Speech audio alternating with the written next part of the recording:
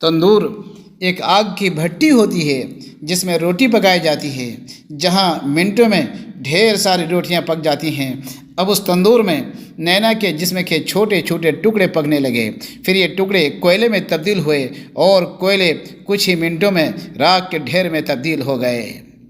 ناظرین، مکمل ویڈیو دیکھیے کیونکہ یہ ویڈیو عبرتناک بھی ہے اور بھیانک بھی۔ ناظرین، اس چینل میں یہ نیا اور یہ پہلا ویڈیو ہے، اس لیے آپ سے درخواست ہے چینل کو سبسکرائب کر لیں اور ویڈیو کو لائک بھی کر دیں۔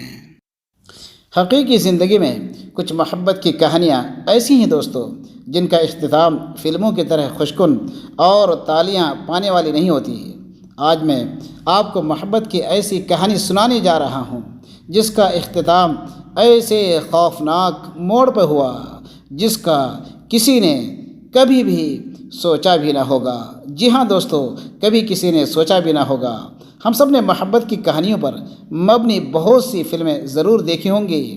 فلموں میں محبت کی کہانیوں میں موڑ ناظرین کے مزاج کے مطابق دیا جاتا ہے اور اس کے اختتام کا فیصلہ بھلے ہی فلم کے اسکرپٹ کے مطابق کیا جاتا ہو، لیکن شائقین کے بھرپور محظوظ ہونے کا خیال رکھا جاتا ہے۔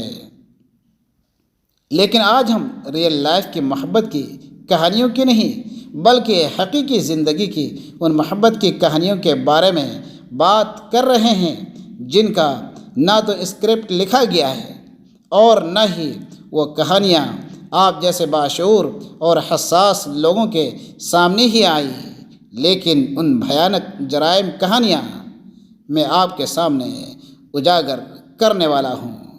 جی ہاں دوستو، سنیے۔ یہ کہانی کناٹ پلیس، دہلی، انڈیا کی 2 جولائی 1995 کی ہے۔ نینا ساہنی نامی لڑکی کو ایک کانگریسی نیتا سشیل شرما کے ساتھ محبت ہو جاتی ہے اور ایک ہی نظر میں وہ ہمیشہ کے لیے اپنا دل اسے دے بیٹھتی ہے اور روز بروز کسی نہ کسی بہانے سے دونوں کی ملاقات ہوتی رہتی ہے۔ پھر کیا آہستہ آہستہ محبت پروان چڑھتی رہی۔ سشیل کو جب بھی موقع ملتا اور فوراً نینا کے پاس آتا اور گھنٹوں دل لگی کی باتیں کرتا، نینا پر ہمیشہ جان چھڑکنے کی باتیں کرتا، ہر پل اس کے ساتھ رہنے اور اس کا ساتھ دینے کے وعدے کرتا، پھر اسے اپنے باہوں میں بھر کر بوس و کنار کرتا، اس کی سرخ ہونٹ پر اپنی ہونٹ رکھ دیتا تھا۔ نینا بھی سشیل کو بہت چاہتی تھی، لیکن ایک دن جب اس کی نظر اچانک سشیل کے دوست مطلوب کریم پر پڑی تو اس کا دل اندر سے مچلنے لگا۔ پھر آہستہ آہستہ دل کے آئینے میں نئے دوست کی تصویر دیکھتی رہی اور پھر کچھ کھوئی سی رہنے لگی۔ مطلوب کریم بھی جب بھی اپنے دوست سشیل کے ساتھ نینا کے گھر آتا تو نینا کو دیکھ کر وہ بھی مسکرا دیتا۔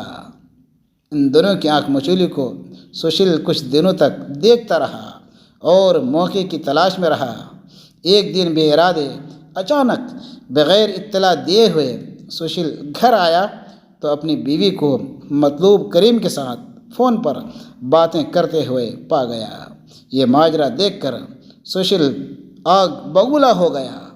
اب اس کا شک یقین میں بدل چکا تھا۔ اسے اب کچھ سوچنے کی بالکل بھی ضرورت نہ تھی۔ سشیل غصے میں پاگل ہو گیا۔ وہ اپنے کمر سے پستول نکالا اور نینا کے کھوپڑی پر 2 گولی اتار دیا۔ نینا تڑپ تڑپ کر جان دے بیٹھتی ہے۔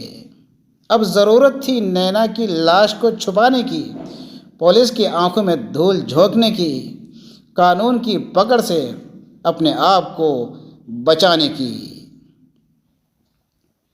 اپنی تنہائی میں غور کرنے لگا کہ اس لاش کو کیسے ٹھکانہ لگایا جائے۔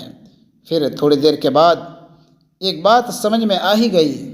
سشیل نے نینا کے جسم کو کاٹ کاٹ کر چھوٹے چھوٹے ٹکڑے کیے، پھر گھر کے دیوار سے لگے ریسٹورینٹ میں جا کر ریسٹورینٹ کے تندور میں ڈال دیا۔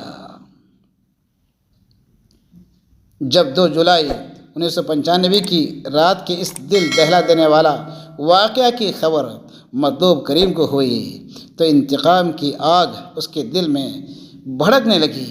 مطلوب کریم نے سشیل شرما کو گھسیٹ کر عدالت تک لے آیا، سزا دلوائی اور پھر سشیل آج عمر قید کی سزا جیل میں کاٹ رہا ہے۔ جی ہاں دوستو، بڑا بھیانک انجام ہوا۔